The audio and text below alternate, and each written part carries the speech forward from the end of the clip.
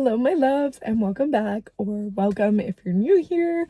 Today, we are going to be talking about another concept I learned from this amazing book I just finished. We're going to be talking about the concept of trust versus confidence and how important it is to have unconditional confidence in others. And once again, I'm coming from the car.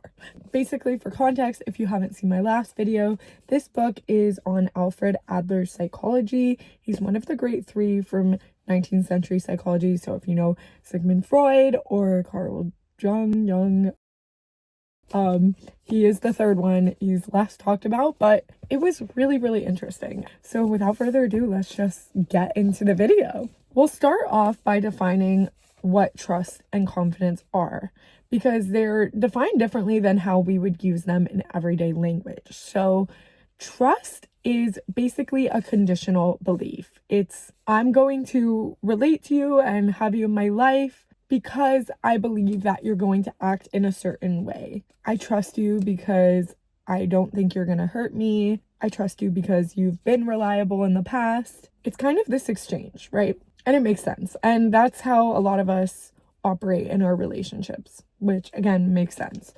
Confidence, on the other hand, is defined as unconditional belief. Basically giving people the benefit of the doubt before you have sufficient objective proof to decide otherwise. In simpler terms, it basically means just not doubting someone. And in the book, the philosopher that is explaining the psychology asserts that the basis of interpersonal relationships is not on trust, but on confidence. So what does this mean? Well, like I said, trust is kind of this, I'm going to relate to you and have a relationship with you because I think you're going to act a certain way. It's conditioned. Whereas a relationship that's based on confidence is, I'm going to relate to you without suspicion, without surveillance, without any preconditions. And that's basically it. It's very simple. And so I'm sure one of the questions you're thinking is like, I'm sure there are a few, and I will address them. But the first is, well, why can't it be based on trust? Like, I live my life based on trust. Why doesn't trust work here? And the reason that Alfred Adler claims that trust should not be the basis, the foundation for interpersonal relationships is because when you are trusting someone, it basically means that you are the evaluator and the person you're trusting is being evaluated, which is a kind of vertical relationship, and it's based on hierarchy and control. And it's not good for the person you're evaluating, and it's not good for you either, because that's anxiety provoking. It's like emotionally draining to constantly be checking if somebody is behaving in the way that you expect them to. And we all know this, I think, I hope, or maybe it's just me, but when I used to have relationships, I'd be like basically testing my boyfriend in a sense to like, does he like me? Is he gonna take bait? Is he gonna, like, I didn't do like anything crazy. You know, some people do, and you know what? No judgment, no shame. But you know what I'm talking about when I'm like, I'm testing my boyfriend to make sure he's loyal, to make sure he likes me, to blah, blah, blah, blah, blah. That's trust. But the other issue with that is that, and it says it in the book, if you think that your partner is cheating on you or betraying you, you are always going to find proof of that, no matter what. Even in the cases that your partner is not betraying you, because it's so easy to find confirmational evidence of your beliefs. The way they talk, the amount of time they took to answer, you're gonna be like, oh my God, they're cheating on me. You will literally think they're cheating 100 times out of 100, and you will think that you found this whole case on why they are. And so that's another problem with relationships based on trust. So what does it mean to have a relationship that's founded on confidence? Well, like I said, there are no preconditions. I'm not relating to you with surveillance or suspicion. And another way to understand this, like I said, is that you're not doubting them, because the opposite of confidence is doubt. And when you have a relationship that's founded on doubt, the other person picks up on that immediately.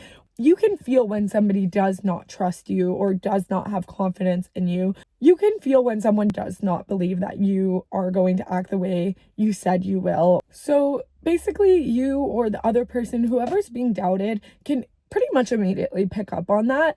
And that is so harmful to a relationship, because you cannot go any deeper than where you've gotten to if doubt is where you're starting from. I mean, just imagine if you get this new partner and from the get-go they're suspicious of your phone calls, your text messages, your friends, your guy friends, like everything is like a fear indication that they shouldn't have confidence in you or that you're not trustworthy. You would not be able to take that relationship deeper not in the sense that like it'll end, because many people do take those relationships longer, but deeper in the sense that like you cannot show up as you are without being attacked, and you'll probably have to change to try and suit that person's needs and to reassure them constantly that you're not doing anything wrong, or you wouldn't be able to be the true you. And I know that's pretty much easier said than done, but stay with me. And also, this is something that I've had to work on so much because I have been taken advantage of in the past and betrayed. And so now let's segue into that, because I'm sure the other doubt you had or kind of thought you had from the second that I explained the definition of trust versus confidence is, okay, but Gracie, what if someone takes advantage of you? What if someone betrays you? Well, let me be clear. Let me be very, very, very, very, very, very clear. Unconditional confidence is a starting posture. It's not a contract. What Alfred Adler is not saying is that you should stick around when somebody harms you, that you should forgive someone, that you should override your feelings of hurt, doubt, whatever. He is not claiming that you should stick in an abusive betrayal relationship at all. So let that be the very first thing I say. But I will say, like, when I first read this, I had the same exact thought of, like, I don't agree with this because I've been in a relationship where I've been betrayed and I don't want to have unconditional confidence. I thought he was saying you should stay with someone even after they've hurt you or betrayed you because you should continue to have confidence in them. And I thought that was crazy.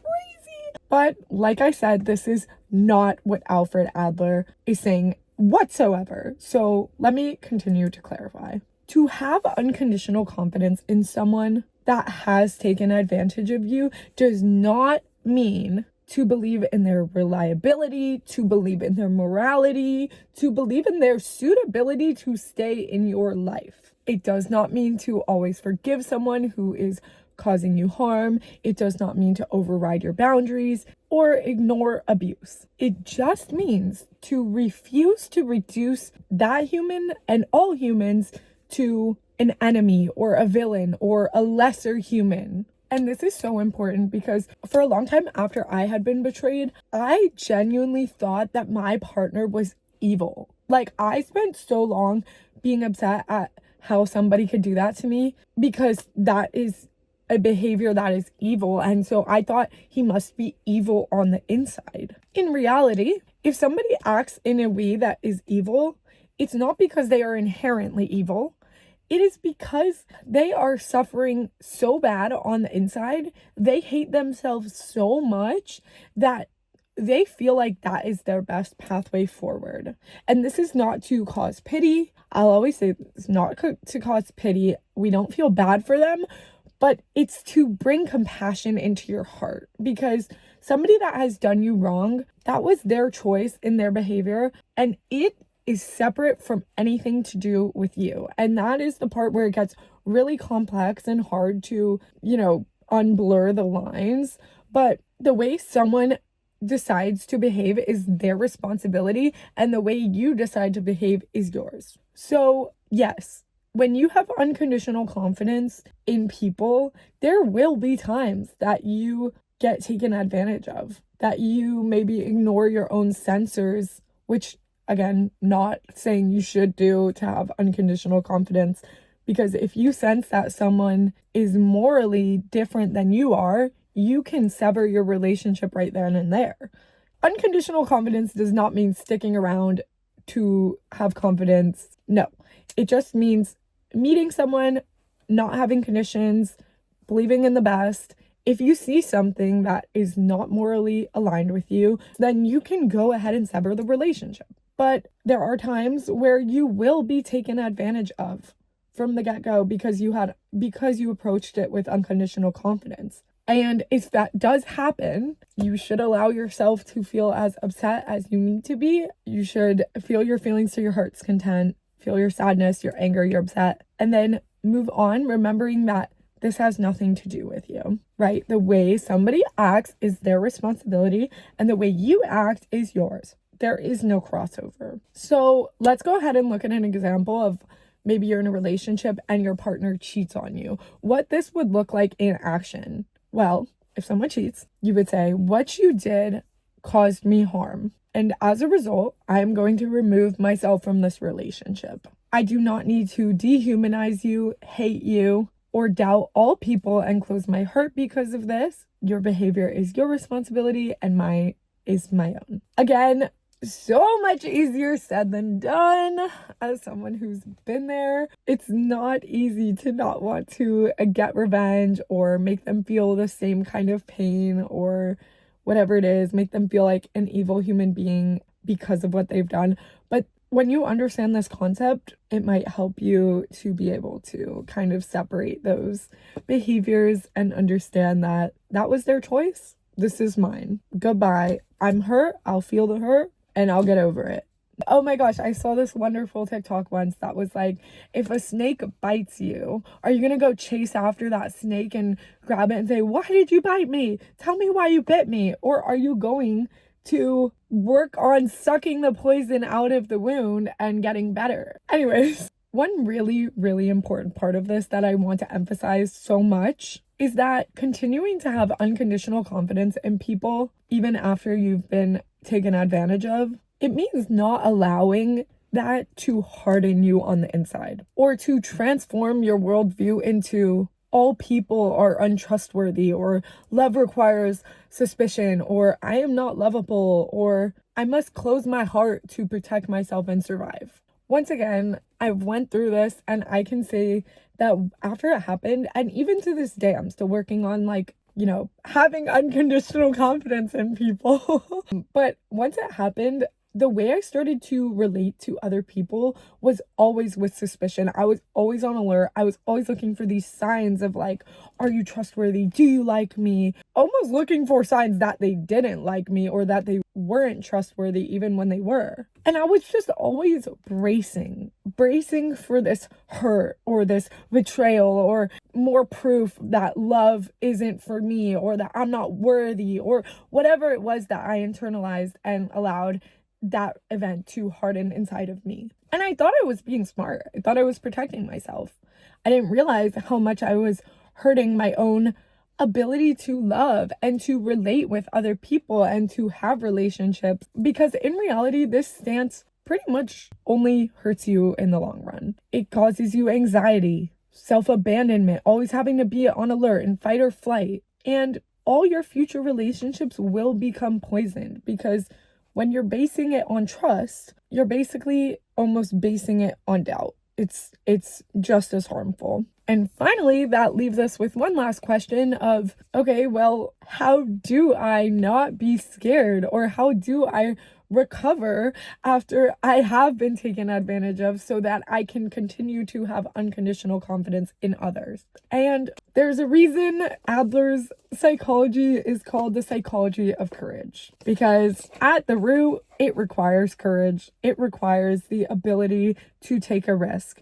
But the more practical advice that is given in the book is that you must first accept yourself fully and completely. If you can accept yourself for all that you are and all that you aren't, you come to understand that nobody else's choices have any reflection on who you are or your human value or worth or what you bring to this world. And if someone does decide to take advantage of you or again take advantage of you, you can make that choice to set a boundary and leave and sever the relationship. It doesn't have to be a matter of proactive suspicion to protect yourself. Relating with others inherently brings risks. So if you're going to open yourself to that, you have to open yourself to the possibility that you may get hurt. But know that nothing anyone else does has any reflection of your value, of your worth, of who you are and what you deserve and what love can be. And also know that you can get through it, that you have the capacity to experience all the good and all the bad that life has to offer. You have the capacity to hold these feelings, to look at them in the eyes, and to fully experience them and let them wash over you and wash away just like a wave. To summarize, the overarching point that I'm trying to make with this video is to never allow someone to ruin your confidence in humanity. Never allow someone to make you think that your only choice is to close your heart and to relate to all other human beings in fear and doubt and suspicion. If someone takes advantage of your confidence in humanity, then you can remove yourself from that relationship if that's how you feel and what you see fit. For yourself and for others, please continue to believe in humanity with unconditional confidence. I'll finish off with one quote from the book. Think about it this way: we can believe and we can doubt, but we are aspiring to see others as our comrades, not our enemies. To believe or to doubt, the choice should be clear. I love you all so much. If you're still here, comment something. I don't know. Let's start a conversation. I'm so interested to know, does this resonate? Do you agree? Do you disagree? Was this a new concept for you? Let's start a conversation. If you're still here, just know that you are so strong for continuing to move through life after everything you've gone through. And your light is so needed in this world. You are so loved and so worthy, even if you've forgotten or you do not feel that way. The truth remains that you are loved and you are worthy, and that I love you and that I think you're worthy. So if you don't, I do. And so does the universe. And that's why you're here. So once again, I love you all so very much. Thank you for being here. And I'm excited for this year, guys. I have such a good energy about everything that's coming. So love you guys. Mwah.